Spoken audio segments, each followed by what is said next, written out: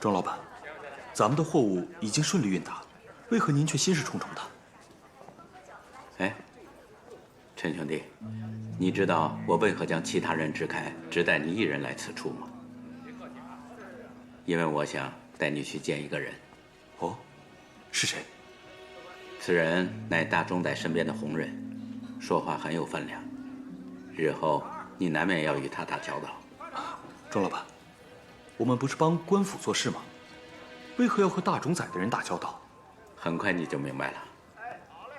陈兄弟，我是看在你曾救我一命的份上，才如此信任你，也想重用你。咱们以后有钱一起挣。多谢钟老板抬举。走吧，请。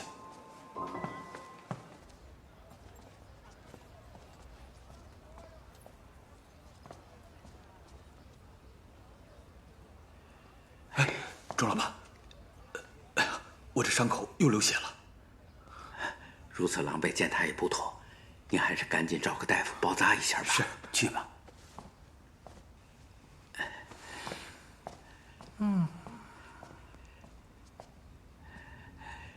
赵先生，买卖已经办妥了，钱很快便能送到您府上。钟老板，我有那么可怕吗？我又不会吃了你。不是，小的身体不好。你知道的，我也是奉命行事。只有如此，才能保证你们对大冢仔的忠心啊！是。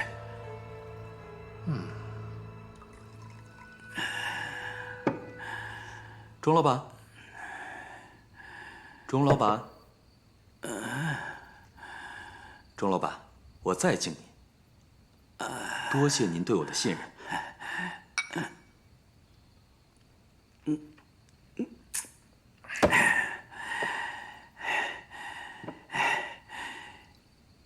你说，咱们这样的出生入死容易吗？赚的都是血汗钱。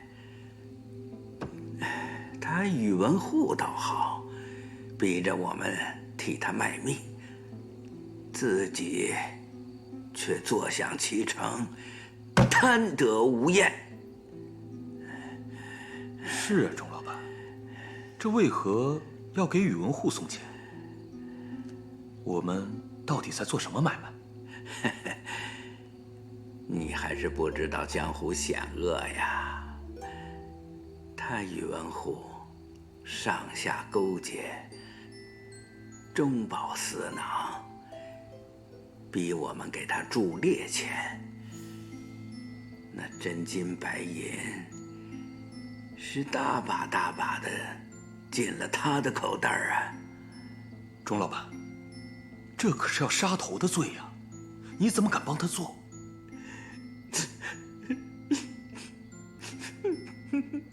你以为我想啊？那姓赵的给我们下蛊，还拿我一家老小的性命相威胁，我不敢不从啊！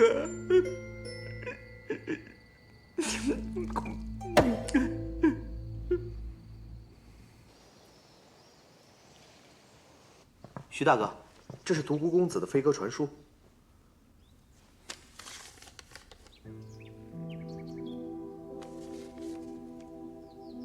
你即刻赶往百草谷找方裘大师，请他尽快赶往齐州，与独孤公子会好。是，徐大哥。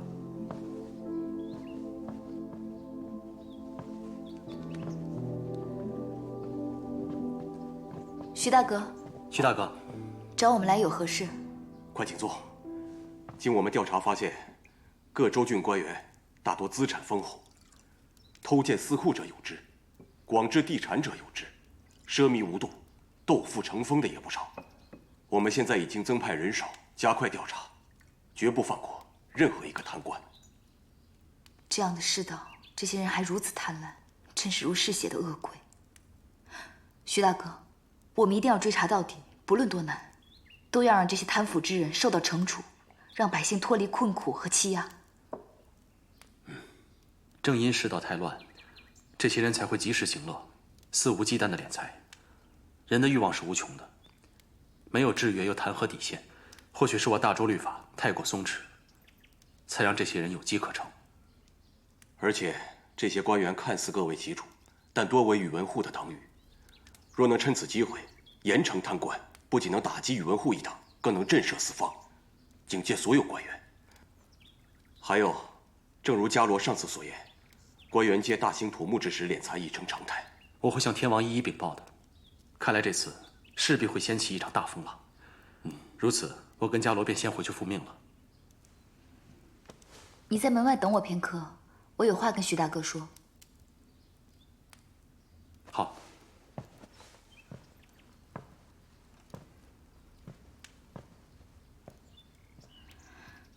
徐大哥，我想找你借钱。这自然没问题啊。你都不问明细便说没问题，我借的数目可不小。你借多少都无妨，只是你为何借钱？莫非是遇到了什么事？是王后想重启命妇会，叫百姓缴械技艺谋生。可天王不愿意支持王后，还出难题说，若我们能自谋销路，便答应我们。徐大哥，你交友甚广，定能帮我们的，对吗？当然。我打算先出一批布销往他国，等事成之后，天王便无话可说了。只是这做布的钱只能找你借了。不过你放心，我们的布品精美绝伦，到时候定会供不应求，必能及时还钱给你。这笔钱不必相还，我相信你的眼光。咱们要么不做，要做咱就做大的，先把染坊开起来。啊，直接开染坊？徐大哥，你做买卖都如此托大吗？我信人，人比钱重要。更何况你不是说要造福大周百姓吗？我徐某人当义不容辞。真是太好了，那伽罗就多谢徐大哥了。我先走了，告辞。应该快了，来不来？对呀，应该快了。对，杨夫人来了。杨夫人来了。杨夫人来了。杨夫人，你给我们讲几句吧。是啊，讲几句吧。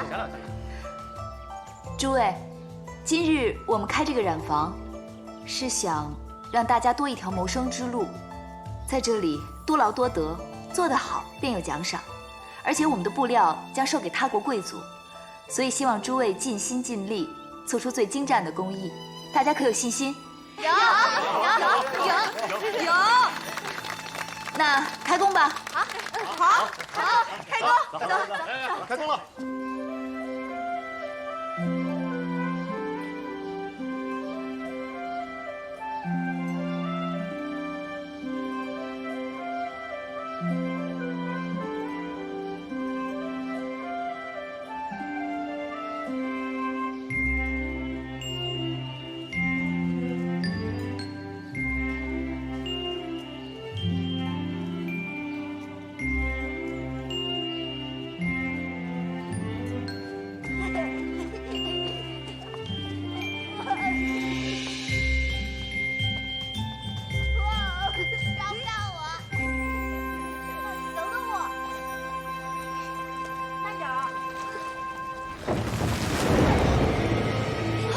小心！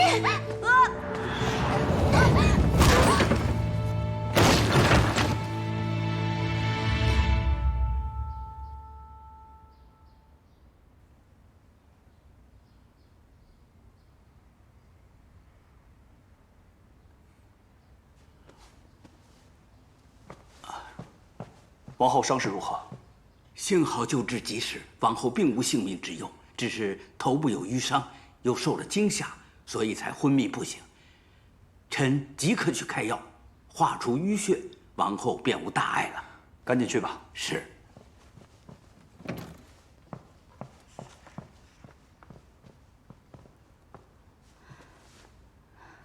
天王，都是伽罗之过，是伽罗将王后带出宫，却没有照顾好她，请天王赐罪。若他不想去，你如何能带走他？这是他自己的选择，怨不得别人。把伽罗扶起来吧。起来吧。谢天王。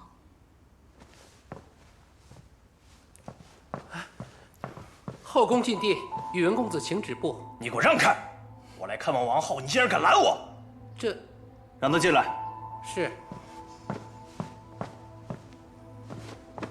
参见天王。免礼。天王，您可要为王后做主啊！定要将独孤伽罗这个恶妇抓起来问罪。伽罗犯了哪条律法？你凭何抓他？独孤伽罗居心叵测，故意引王后去危险之地，且遭遇不测，这还不是大罪吗？王后受伤是意外，与伽罗有何关系？你在场之人皆可作证。你这是包庇！行了，都给朕住口！王后受伤未醒，如此吵闹，成何体统？请天王恕罪，王后是我父亲的外甥女，臣只想为王后讨个公道，所以一时心急，失仪了。你的心情朕能理解，但此事却与伽罗无关。你先回去吧，朕会好生照顾王后，你无需担心。天王，这是阴谋，王后受伤都是独孤伽罗一手策划的阴谋。表哥，不关伽罗姐姐的事，是我自己不小心，与她无关啊。王后，是我的错，我不该带你出去的。姐姐，你别这样想，我没事，去那里我很开心。既然连王后都说了，此事与伽罗无关，你也不必多言了，赶紧退下。臣告退。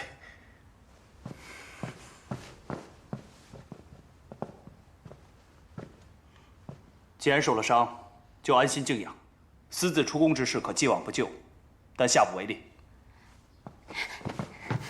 天王，臣妾无碍，求您继续允许我教百姓缴械，我保证不会再发生今日之事，再也不会让天王担心了。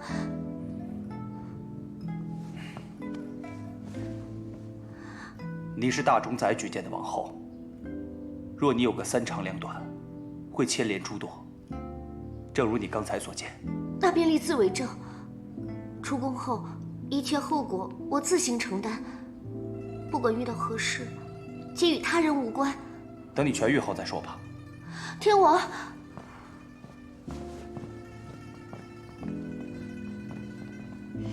姐姐，天王，他心里根本就不关心我的安危，他只怕义父会问罪于他。并非如此，天王外冷内热，京城所至，今时未开，你要有信心。公子，气死了！哎，那个云禅就是个吃里扒外的蠢货，他受了伤，我进宫去给他讨公道，没想到那蠢货居然和独孤伽罗串通一气，白白浪费一个大好机会，真是气死我了！哎呀，公子何必为了这种事生气呢？那独孤伽罗让他多活几日，不要因为他扰了公子的兴致啊！他一再和我晋国公府作对，我就是出不了这口气。现在可好，连云禅都被他给蛊惑了，连我的话他都敢不听了。公子莫气，那皇后心性简单，难免受人摆布啊。棋子就是棋子，不听话，要他有何用？那独孤伽罗有意接近王后，必然有他的目的。公子不妨稍安勿躁，静观其变。不行，我就不信了，我还收拾不了一个女人。公子使不得，大冢宰有令，现在还不到与杨家撕破脸的时候。公子若要动他，必先征得大冢宰的同意才行，以免坏了大冢宰的大计呀。公子，告诉你一个好消息，消消气。此次我们在齐州的买卖可是大赚了一笔呀！哦，干得好！公子，赵先生，赵先生，您回来的正好。下官有要事禀报，大冢宰不在长安，下官等人真是势单力薄呀，奏请益州建庙一事已被天王驳回，并且严令禁止大州各州郡大兴土木啊！什么？天王这是要夺权呢。他敢？哦，不，啊，你现在即刻给大冢宰传信，快去。下官明白。公子，我们得有所防范呢。天王停止一切大兴土木之事，趁我不在，他竟用王权逞能立威，这真是山中无老虎，猴子果真要称大王了。大冢宰，那我们该如何应对？必须速战速决。我们离开长安越久，越容易给他人时间和机会。末将明白。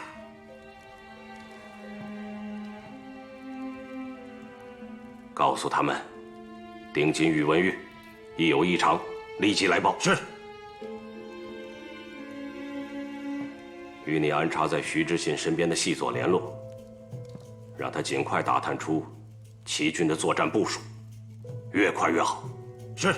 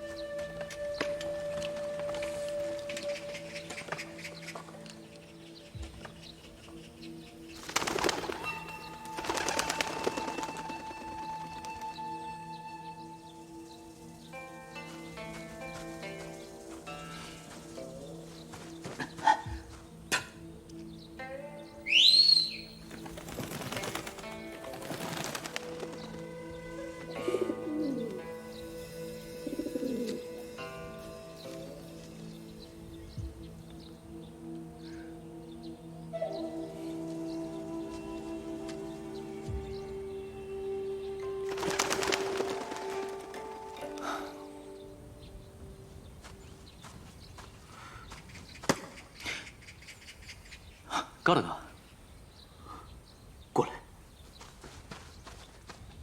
杨坚啊，杨坚，拦截飞鸽传书，贻误军情，那是死罪。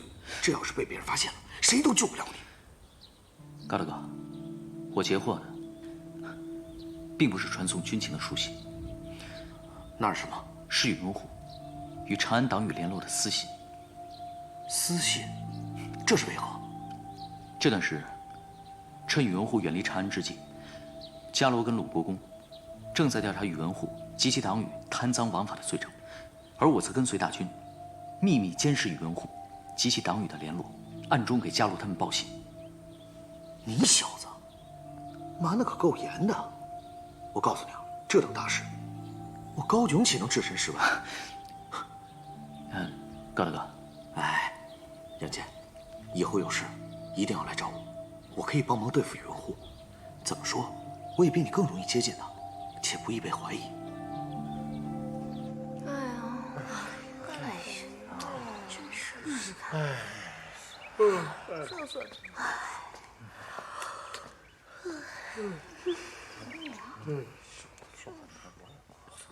对呀。诸位，染坊暂时不能继续经营下去了。不能经营？为什么？实在抱歉。姐姐，这件事情怨不得你。王后在这里受伤，染坊要关闭也是没办法的事。你为我们付出了这么多，你没有对不起我们，是我们应该感谢你。唉，好不容易有个盼头，才这么几天就……是我没有考虑周全，才会发生这样的事。姐姐，这并非你的错。你跟王后教会了我们这些，让我们有了一技之长。即使你跟王后都不在这里，我们也会坚持下去。为了你们，更为了我们自己。杨夫人和王后为我们付出了这么多，若是我们就这样半途而废，岂不是枉费了他们的一片苦心？我们有手有脚，只要我们坚持下去，我们可以做得更好，对吗？对，我们是不是？我们行，我们可以的。对，是，我们可以的，我们可以。是啊，杨夫人，是啊，我们都下来做吧。杨夫人，请你不要关闭染房，让我们坚持下去。是啊，杨夫人，对啊，杨夫人，杨夫人，别关闭染坊了，相信我们一定做好的，杨夫人。都做好的。哎，下雨了！大家看呐，老天爷都被我们感动了，我们一定要坚持。对，是啊，对呀，是啊，杨夫人，我们能做到的，对，我们可以的，一定得坚持。一定行的。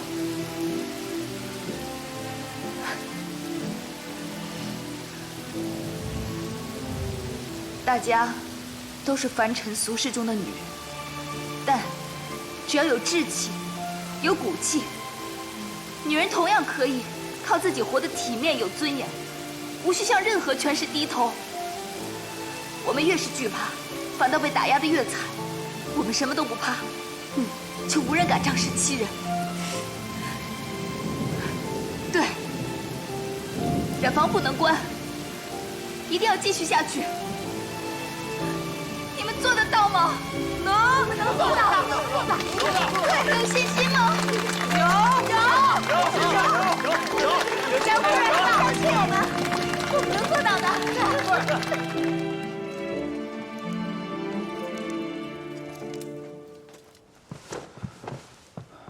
将军，属下愿意承担传送情报的任务。好啊。还有，齐军驻扎在洛阳山之下，他们凭借地形之力，固守不出。想要探得齐军的军情和整个洛阳山的全貌，属下认为，登上此地的最高峰鬼崖乃是最快最好的选择。鬼崖？素闻这个鬼崖高耸入云，如同绝境，峰体又细又直，极其不易攀爬。而且这周边还有齐军驻扎，要想越过齐军的营盘爬上去，实属不易，实在太危险了。正因为太危险，所以齐军必定料想不到我军敢轻易攀登鬼崖。属下愿意前往，请将军准许。将军，在这鬼崖之上，视野辽阔，对于全盘探查齐军的部署大有帮助，而且探得的情报也会更加准确。可若是不顺利，岂不打草惊蛇？不入虎穴，焉得虎子？打仗嘛，本来就是险中求胜。哼，说大话谁不会？反正无人上去过，谁知道鬼崖上是何情况？据我所知，我军从前与齐军交手之时，曾有斥候攀上过鬼崖。既然前人可以做到，我相信我们一样可以。好。勇气可嘉，但需确保安全。你们可先从别处进行刺探，若实在不行，再上鬼崖。是。哎呀，哎，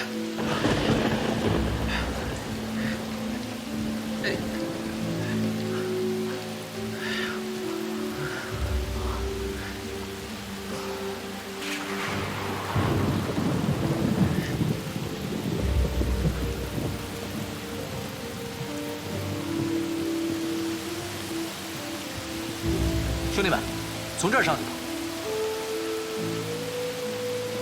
这种天气，爬这样陡峭的悬崖，太过危险了。难道为了任务，就要置兄弟们的生死于不顾吗？对呀。既然参军，哪个任务不危险？我们既然身为斥候，便要职责在身，应以大局为重，怎能贪生怕死呢？况且我们好不容易突破了齐军的营盘，来到这里，轻言放弃，岂不太可惜了？也不急在这一时啊！我看，不如等明日雨停了，我们再来。那你们是否知道，正是因为有这雨做掩护，敌人才不易发觉我们的行踪，必须立刻上去。此刻是最好的时机。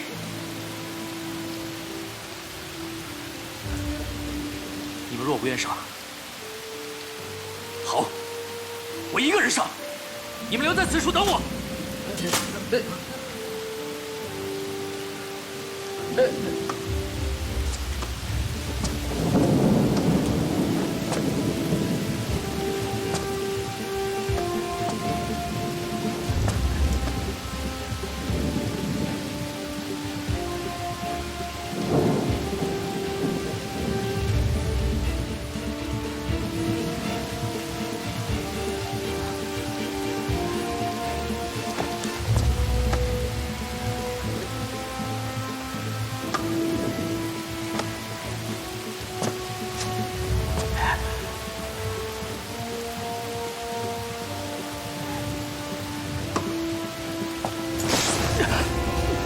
小心！小心！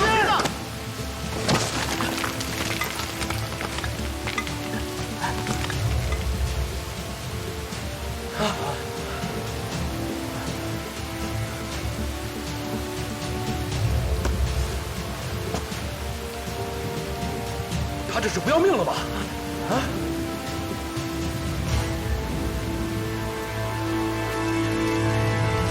怎么突然下这么大的雨啊？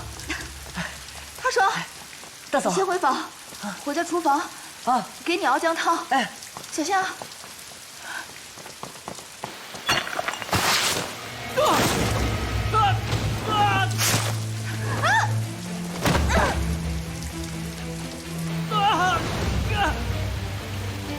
大郎，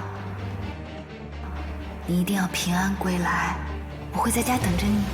老天爷，一定要保佑伽罗和孩子平安，也要保佑我能平安的回去与他们相见。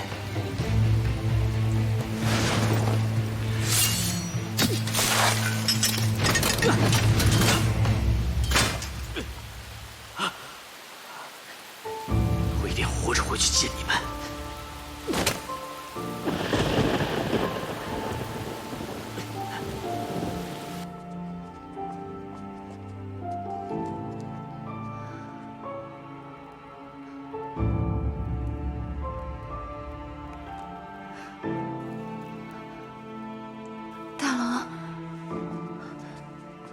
大嫂，贾洛，你没事吧？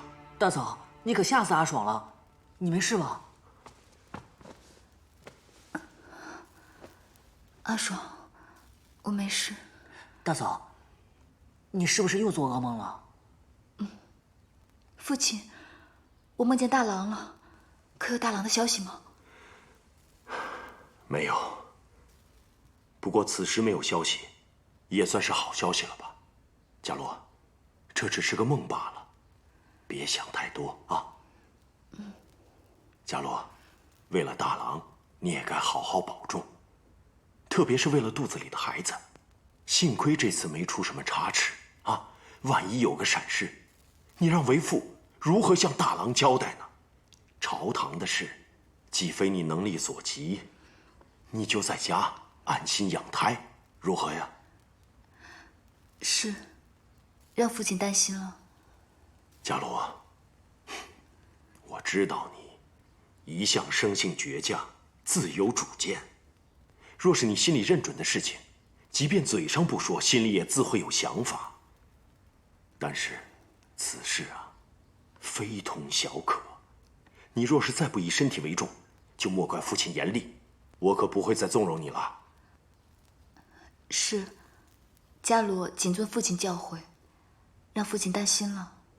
您放心，就算不为我自己，也要为我肚子里的孩子着想。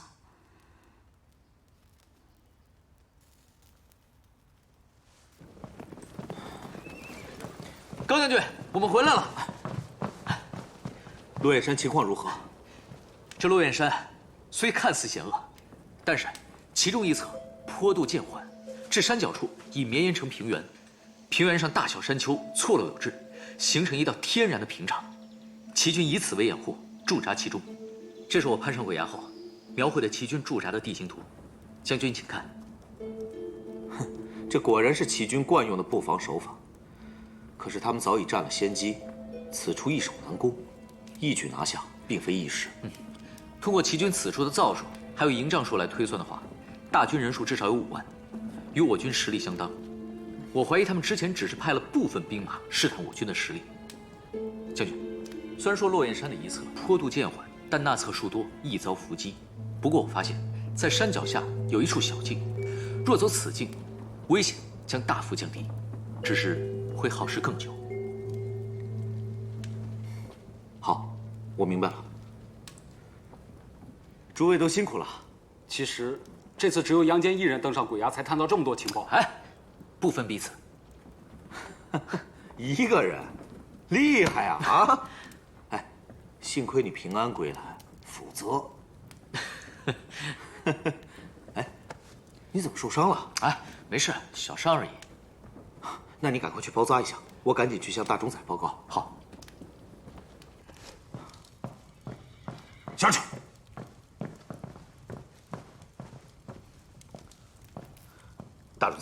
我们的细作来消息了，还有长安的来信。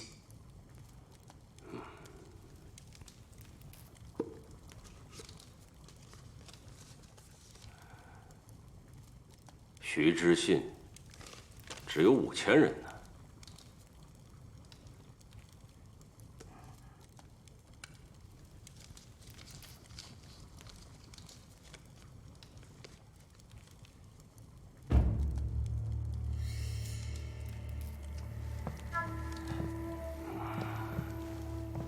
大总裁，出什么事了吗？长安要变天啊！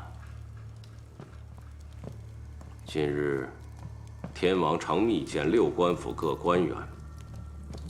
如今，天王的声威是日渐高涨啊！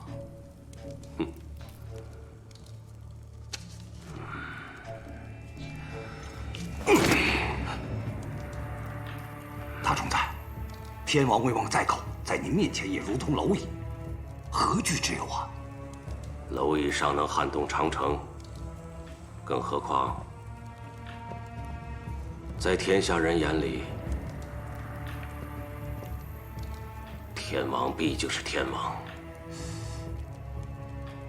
大总裁，你有何打算？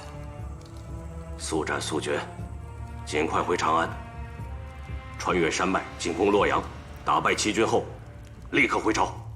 是。禀大总宰，高将军有事求见。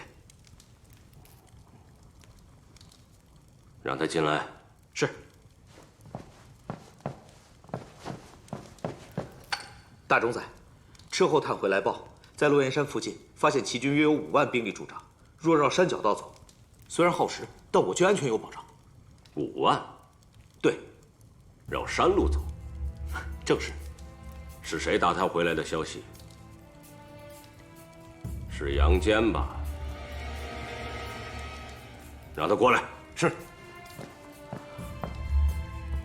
大总裁，您是如何知晓的？我军中有何人？难道我会不知？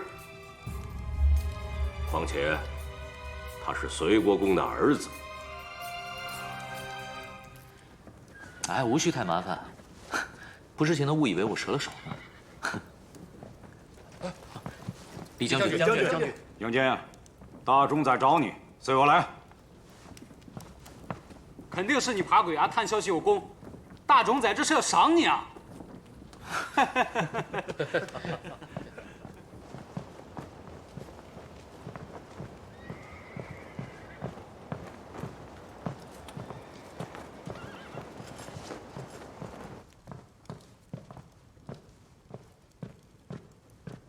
大总宰，人已带到。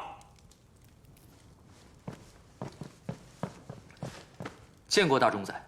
起来吧。谢大总宰。在我军中，感觉可有意思？参军出征，保家卫国，乃是每个大周男儿应尽的责任。而我杨坚只是略尽绵力而已。恕杨坚愚钝，若有不妥之处，还请大总宰赐教。倒是会惺惺作态。堂堂隋国公府的大公子，你父亲是柱国大将军，你又怎会甘于做一个小小的斥候？国家征召，人人皆可报名。我初次参军，从小做起，无可厚非。更何况，父亲是父亲，我是我，我只想脚踏实地，凭自己的本事建功立业。不靠父亲庇护，有骨气。初生牛犊不怕虎，不过或许会死得更快。大总宰，您的意思是？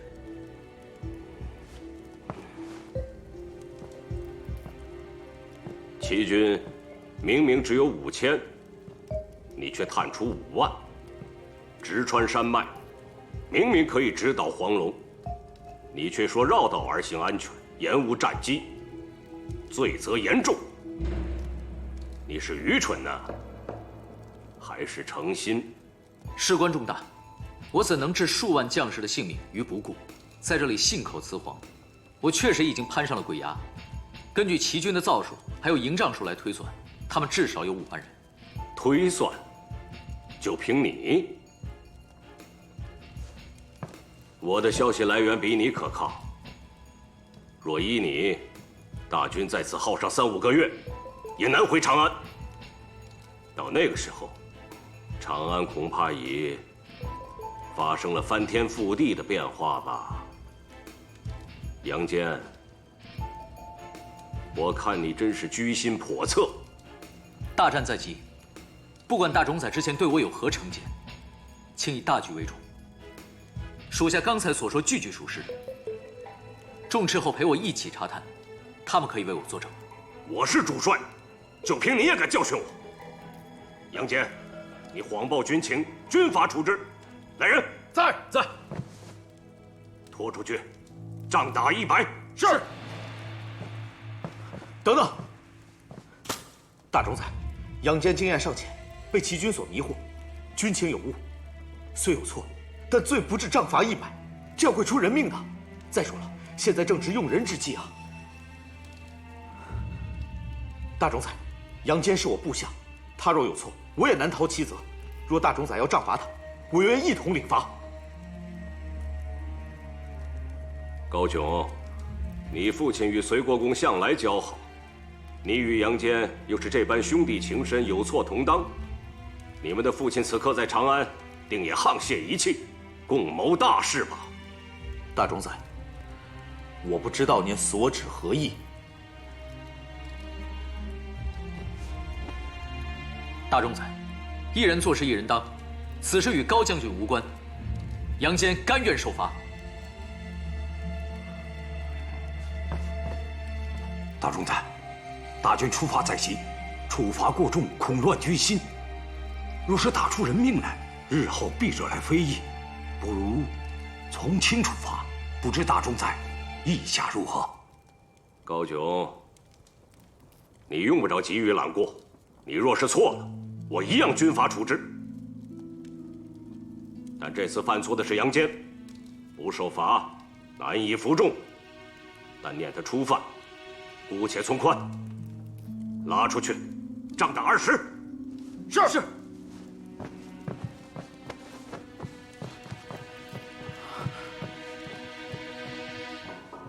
高炯，你也退下吧。记住，管好你的部下。是，大冢宰。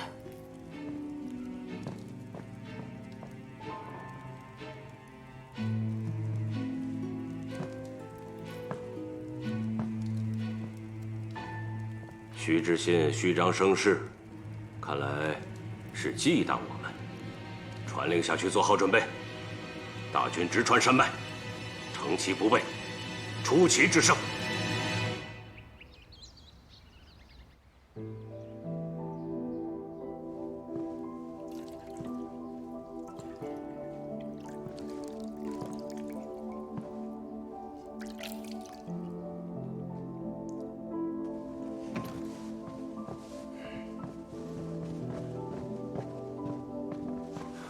太子的病如何了？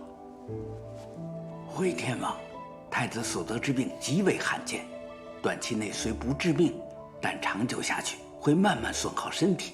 臣也仅在医书中见过类似病症。既有记载，为何迟迟都治不好？回天王，医书中虽有记载病症，但却无治疗方法。况且只有寥寥数人患此病症，并无治愈先例，是极难医治的一种病啊。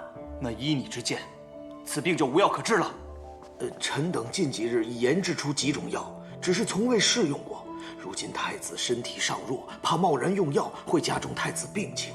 臣等想找几位宫女、内侍或是死囚，让他们感染此症，为太子试药。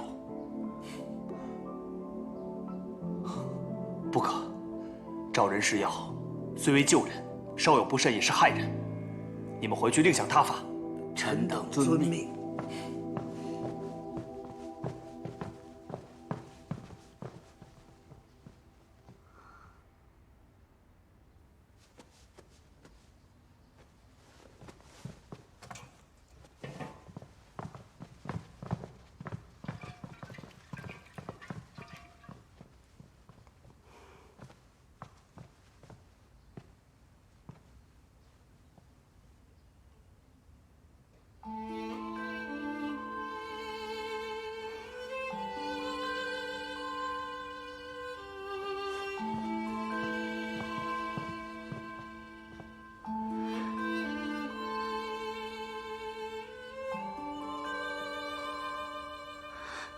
王后。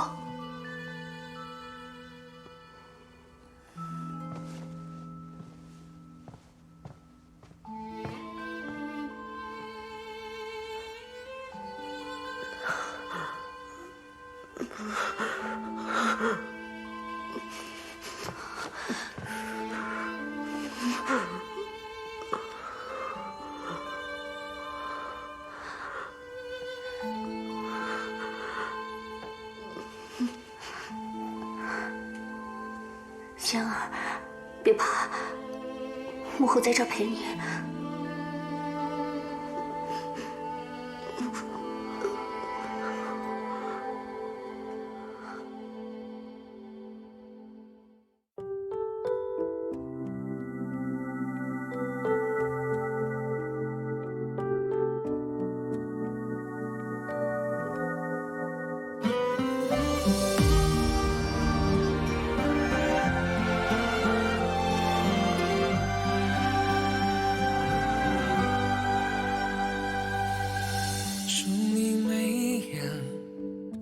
冰风雪，问大雨滂沱的昨天，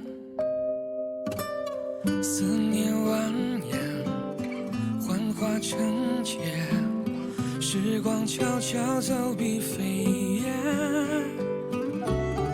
要不是寂静寂寞的荒原，掌心延伸一片蓝天。